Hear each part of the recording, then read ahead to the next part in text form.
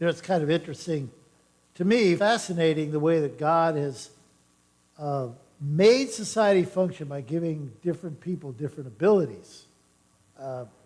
So somebody maybe have skill in engineering, or someone a skill in music, or someone maybe has a skill in woodworking. Another may be a farmer or a truck driver. Some people might have skills in crafts and design and art. Others have skill in languages. So some people have skill in a given trade, and another have skill in science or technology.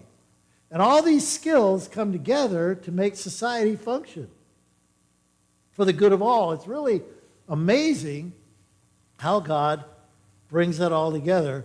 It's a wonderful gift of God. But there's one skill that's basic to all of these, a skill without which these other skills just could not come together in such a way, and that is the skill of living. For society to function, and for each individual to function within society in a satisfying way, we have to know how to live, how to relate to others, how to fulfill our responsibilities, how to avoid mistakes and the decisions that will bring regret to us, how to live in a way that brings satisfaction to ourselves and joy to others. Now, we don't talk this way very often, but that's just the skill of living. Some people, you know this very well, some people obviously have this skill. They get along well with others, they're good at their job, they seem to have it all together. And then there are people who just don't seem to have the skill at all. In fact, some people lack this skill so severely that they are frankly a drag on society. They can't seem to avoid making a mess of their lives and hurting themselves and hurting other people, destroying everything they touch. They are not productive to society. They hurt their families, and they don't do anyone much good. In an English churchyard, there's a rather famous epitaph. Here's what it says. Here lies a man who did no good, and if he'd lived, he never would. So where he's gone or how he fares, no one knows, no one cares. That is what Proverbs refers to as the fool. And over against the fool in Proverbs, we have the wise. And the wise are those who are skillful in living.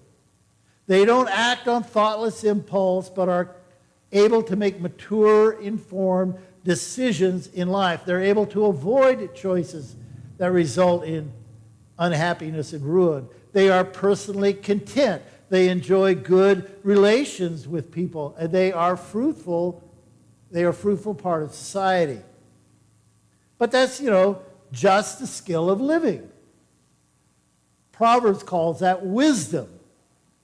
And the biblical writers connect wisdom, the skill of living, to the deepest of considerations that shape life in the most important ways. In Proverbs, wisdom is the skill of living successfully under God. And so last week we saw that the beginning of wisdom is the fear of the Lord. If God is, that is, if he exists, and if he has created us, and if he has built into the world a moral order, and if he has revealed himself to us, and if we are accountable to him, therefore, then only a fool would attempt to live apart from God's instruction.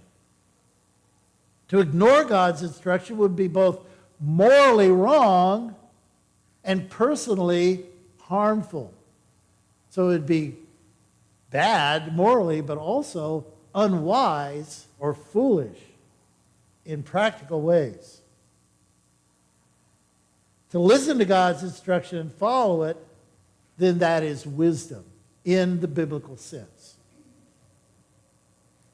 There's even a still more sobering consideration that makes wise living a very serious business.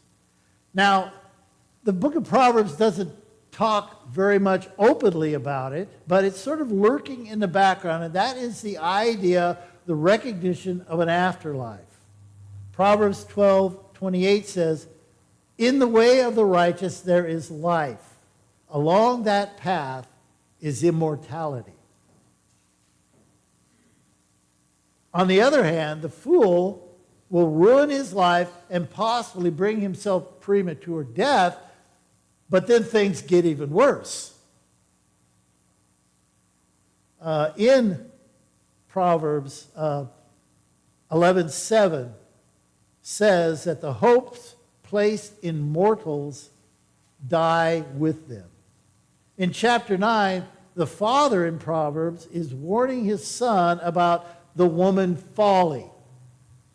She's seductive and alluring, but for all the temporal pleasures that the fling may bring, those who follow her, he says, little do they know that the dead are there, that her guests are deep in the realm of the dead. So I think the warning's pretty clear. Once again, to reject the revealed wisdom of God is to be foolish in every sense of the term. It is dishonoring to God, and it is self-destructive, and inevitably you will ruin your life. And, even more seriously, ultimately, you will ruin your life in the next, in eternity. As someone has put it, the fool eats on earth what he will digest in hell. And so we're back to that connection that we saw earlier. The connection between righteousness and wisdom. To be righteous is to be wise. To be wise is to be righteous. And in the same way, there's a connection between folly and sin. To be wicked is foolish. Self-destructive. Living rightly under God is in your own best interest for the here and for the hereafter. So only a fool would reject God's instruction for living. And so it's ironic, isn't it, that people in the world will often mock and make fun of the righteous. You follow that old book? What is wrong with you? You don't have any fun? And they do this even while their own lives are in a mess and the world is falling apart around them. I mean, how ironic is that? And yet they're so sure of their choices. They have such confidence in their foolishness. Fools is an appropriate term. So, Proverbs is written to avoid that. Its goal is to impart wisdom which is for our own good. It is a kind of user manual for life. Its very purpose is to impart wisdom for living successfully under God. So I want us first to notice the vocabulary of wisdom in our passage this morning. Look at verses 1 through 4 again. The Proverbs of Solomon, son of David, king of Israel, for gaining wisdom and instruction, for understanding words of insight, for receiving instruction in prudent behavior, doing what is right and just and fair, for giving prudence to those who are simple, knowledge and discretion to the young. So I want you to notice that phrase in verse 2, for gaining wisdom. Literally in the Hebrew, that is to know wisdom. And this is a word, this idea of knowing something is a word that the Old Testament uses to refer to a skill. So we have, for example, in the Hebrew, in Genesis 25:27, we read that Esau knew hunting. Now, usually the English translation is something like he was a skillful hunter.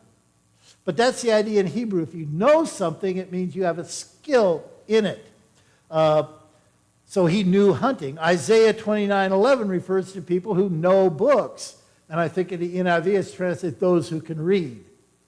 So if you know books, you're somebody who can read. You understand books. You have a skill in that area. And we talk this way too. You know, we might say, that guy really knows carpentry, which means that he's skillful in building things, right? Or we might say, that guy really knows auto mechanics, which means not only does he know about auto mechanics, but he's a skillful mechanic. And if you're not convinced that the guy in the dentist's office knows teeth, why would you let him anywhere near your mouth, right? So, to know wisdom is to be skillful in living successfully under God. So, one who knows wisdom is one who recognizes God's world and how it works. He has given careful consideration to God's revealed will, and so he knows how to avoid mistakes and how to avoid self-destruction.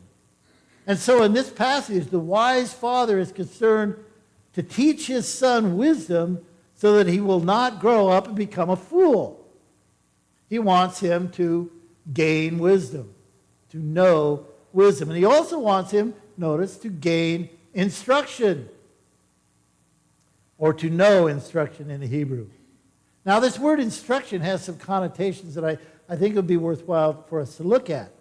It is a word that has a broad range of significance, often relating to the training of children. Teaching, reproof, and discipline, both verbal and physical discipline. All of this is part of a child's instruction.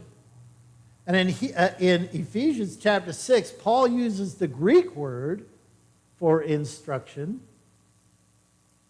when he tells fathers to bring up their children in the training and the instruction of the Lord. Some translations have the discipline of the Lord. So the father here says he's writing this book so that his son will be well learned and disciplined. Today we might say self-disciplined. That he will not react rashly or on impulse, but thoughtfully and in keeping with the principles of living that God has given. He is self-controlled. Proverbs 29:11 puts it this way: fools give full vent to their rage, but the wise bring calm in the end. Self-control. So I also want, let's see, wisdom, okay. I was supposed to do that while I was talking. So you get it. There it is, input. Also want to look at dimensions of wisdom in verses 3 through 6. Let's look at it. For receiving instruction in prudent behavior, doing what is right and just and fair, for giving prudence to those who are simple, knowledge and discretion to the young. Let the wise listen and add to their learning, and let the discerning get guidance. For understanding proverbs and parables, the sayings and riddles of the wise. Now, there are two primary dimensions of wisdom that he emphasizes. I want you to notice again, let's go back. Notice the synonyms of wisdom in verses 3 through 6.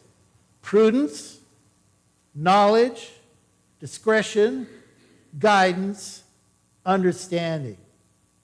And this speaks not only of being wise generally, kind of practical know-how, knowing how to apply these things to life, but specifically to the ability to understand, to grasp, a shrewdness of planning, of careful thought, of penetrating insight, a mind that sees ahead and makes well-considered choices. So there are two dimensions of wisdom. There's both a behavioral and an intellectual dimension. And verse 2a speaks of the behavioral or moral. He says, for gaining wisdom and instruction. So to be skillful in living according to God's direction. And in verse 3, he elaborates on this dimension of wisdom when he says, in doing what is right and just and fair. So that's behavior in relation to God and in relation to others. So the focus of the first part of verse 2, verse 2a, is on right behavior, doing what is right. So there's a practical aspect, doing what is right, the moral aspect. But the second part of verse 2, 2b, highlights the more intellectual sense for understanding words of insight. And then verses 5 through 6 go on to say, let the wise listen and add to their learning, and let the discerning get guidance for understanding proverbs and parables, the sayings and riddles of the wise. So these words echo not only those of verse 2, but also Solomon's famous prayer in 1 Kings 3:9. You remember when God offered Solomon anything he wanted, Solomon prayed this way: give your servant a discerning heart to govern your people and to distinguish between right and wrong. So the idea here is of a sharpened sense to discern right from wrong, to understand God's direction and how to apply it to life. This is the sense of some of the wisdom vocabulary in verses 2 through 4. It has to do with the ability to grasp. It has the ability of the thought of careful thought, of penetrating insight, a mind that sees ahead and makes choices accordingly, and, in that way. All this reflects a concern for approaching life thoughtfully. Now, of course, the sense here is more than just intellectual, understanding. To understand a proverb entails to apply it to life situations. It's not just understanding what the words mean, it's understanding how to apply it in practical ways. But to do that, you've got to think about it. Thinking is required. And the Father wants to develop in His Son the ability to be discerning, to distinguish between right and wrong, to understand what is good, what is better, and what is best, to know what wisdom dictates for all of life's many choices, to grasp the Proverbs in their full significance. And we just have to notice that this is not purely a practical exercise. There is an intellectual dimension that is essential. We must learn to think and to discipline our mind so that we grasp wisdom's instruction and become discerning. So if you're tempted to think that this is too academic and intellectual to be useful, let me just remind you, there are a lot of Christians who are too lazy to think. We don't want to put in the trouble of understanding or thinking about it or meditating on it or understanding what the verse means or how the language works or what the historical background is. We don't want to do all that. Just tell me what to do. And that's why so many Christians are attracted to groups and to churches that have lists. Do this, do that, don't do this, don't do that, because I don't have to think about it. I don't have to read the Bible for myself. I don't have to understand what it says. I don't have to put in the work or the thought process. Just tell me what to do, and I'll follow like an obedient zombie. I didn't write all that down. I just made that up. But the Father here in Proverbs is saying, I want to give you practical moral instruction, but I'm not interested in spoon feeding you. I want you to learn to think. I want you to understand wisdom so that you learn how to make good choices yourself. I want you to consider what a wise and successful life looks like and how to get there. I want you to understand the Scriptures and how to apply them to given situations so that when you're out on your own, your mind and heart are well trained and tuned in wisdom. And that is a larger goal Solomon has in mind as he proceeds through the lectures to his son in chapters 1 through 9. And in these lectures, he will exhort his son to pursue wisdom at all costs. And then beginning in chapter 10, verse 1, he will spell out specific applications of wisdom in the proverbial saying. So chapters 1 through 9, as I've said before, is just the prologue or the introduction to the book in which Solomon, the sage, lectures his son on the subject of wisdom. All right, so notice now the emphasis on the value of wisdom. Each of the lectures in chapters 1 through 9 begin with a call to the son to listen and pay attention. So first of all, here we have verse 8. Listen, my son, to your father's instruction and do not forsake your mother's teaching. I think that's pretty straightforward, right? Pay attention to what your mother and I tell you. Kids, what is it about kids? Didn't I tell you? Maybe. Right? They go out and do exactly what you told them not to do, or not do what you told them to do. And it's like selective hearing. Oh, Dad said that, Mom said that, turn it off. Right? So here Solomon says, listen to what I tell you, what I and your mother tell you. In the end, it's going to be good for you. Pay attention, kid. Then he inserts a motivational clause. So he doesn't just say, because I said so. He inserts a motivational clause in verse 9. They are a garland for your head and a chain to adorn your neck. So what Solomon wants his son to see is that wisdom is in his own best interest. So he says, so he gives his instruction, and he says, if my instructions are heeded, it will be a garland to grace your head and a chain to adorn your neck.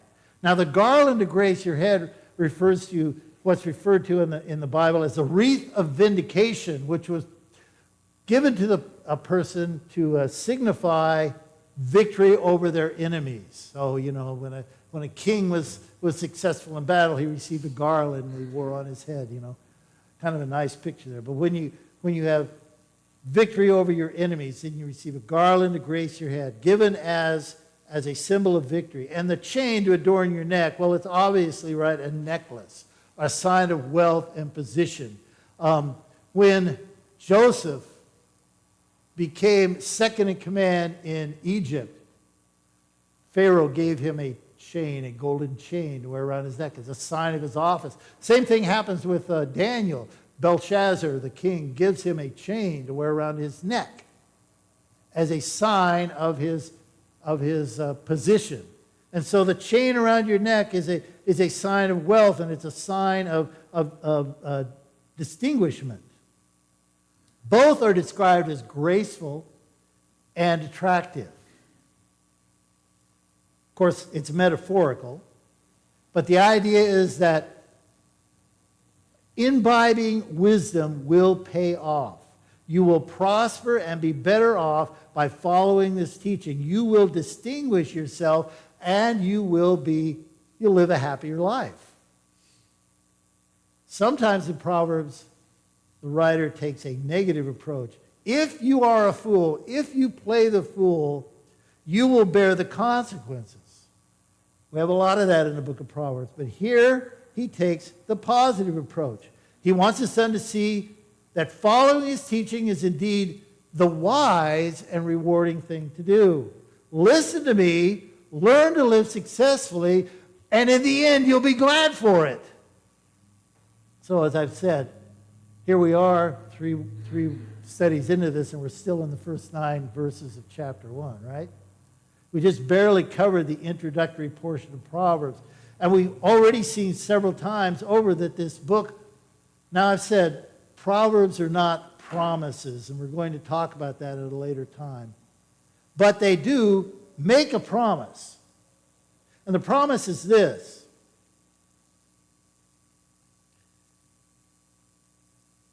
It offers life without regret. And in fact, it looks beyond this life to the next with the same promise. There is every reason to heed this counsel. Learn God's precepts for living. Give your mind to applying these precepts discerningly in all the various aspects of life. That's always the prospect that the Bible holds out for us. Its direction for living is both honoring to God and for our own good. So God just doesn't say, do this because I told you to. Sometimes we do that with our kids, right? Or we did that with our kids. Our kids are grown up now, most of us. Might still do it with our kids. They don't listen to us any more than they did then. But, you know, when the kid would say, why? He'd say, don't do that. They'd say, why? Because I told you to. Right? Come on, you pulled that with your kids. I mean, because I'm 20 years older than you are and smarter than you are, you know, and I've lived life longer than you have. I know a few things, and that doesn't cut it. You know it doesn't work because I told you to doesn't work. So God doesn't just say because I told you to. He says it's the right thing to do. It pleases me, but it's also good for you. You benefit from this. So living a wise life is not only right, but it's wise in that you benefit from it. It's for your own good. So the bottom line is that if we are wise, we will give ourselves to hearing and obeying God. Learn His word. Consider carefully how it applies to real life situations. Don't be a fool. Come, he says, learn and live. Now, if all this seems too hard, too academic, or too much, recall the great invitation of our Lord Jesus Christ, who is wisdom incarnate. Come to me, all you who are weary and burdened, and I will give you rest. Take my yoke upon you and learn from me, for I am gentle and humble in heart, and you will find rest to your souls. For my yoke is easy, and my burden is light. So here is the one who not only taught, but lived out wisdom perfectly with no regrets. And he is the one who offered up that perfect life in place of our sinful ones. He is the one who offered a sacrifice to God in our place that we might be rescued from our sins. So, being freed from the consequences of our sins, now we are free to live for God in wisdom, to honor Him, and to our everlasting joy. Let's stand for prayer.